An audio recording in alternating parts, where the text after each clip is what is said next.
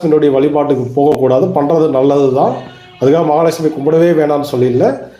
அதனுடன் இணைந்து குரு பகவானையும் இணைத்து வழிபாடு செய்ய வேண்டும். அப்போதான் நீங்கள் செல்வ நிலைகளில் உயர முடியும். அதான் ஆணித்தரமான ஒரு கருத்து. சரிங்களா? இப்போ இந்த திதியில் பிறந்தவர்கள் என்ன பண்ணலாம் அப்படின்னு கேட்டிங்கன்னா, இப்போ டைரெக்டாக குரு பகவானுடைய வழிபாடை நம்ம எடுத்துக்கலாம். குரு பகவானுடைய வழிபாடுகள் அப்படின்னு பார்க்கும்போது என்னென்ன பண்ணலாம் அப்படின்னா, ஆலங்குடியில் குரு பகவான் இருக்காரு, சிவன் ஆலயத்தில் குரு பகவான் இருக்காரு, அது எல்லாருக்கும் தெரிஞ்சதுதான். அங்கே நீங்கள் போய் வழிபாடு பண்ணலாம். அடுத்த ஆப்ஷன் என்ன இருக்குது அப்படின்னு பார்த்தீங்கன்னா, அடுத்தது தென்குடி திட்டை தஞ்சாவூரில் பிரபலமான ஒரு கோவில், தனி சன்னதியாகவே சிவனுக்கு ஈக்குவலான ஒரு சன்னதியாக இருக்கு. சிவனுக்கு எந்த அளவுக்கு முக்கியத்துவம் கொடுக்குறாங்களோ அதே முக்கியத்துவம் அங்கே இருக்கக்கூடிய குரு பகவானுக்கு கொடுப்பாங்க. அது ஒரு சிறப்பான ஒரு ஆலயம். தென்குடி திட்டை தஞ்சாவூர்லேருந்து ஒரு 7 கிலோமீட்டர் தூரத்தில் இருக்குது. அங்கே போயிட்டு நீங்கள் வழிபாடு பண்ணிக்கலாம். அடுத்தபடியாக பார்த்தீங்க அப்படின்னா, திருச்செந்தூர் முருகனுடைய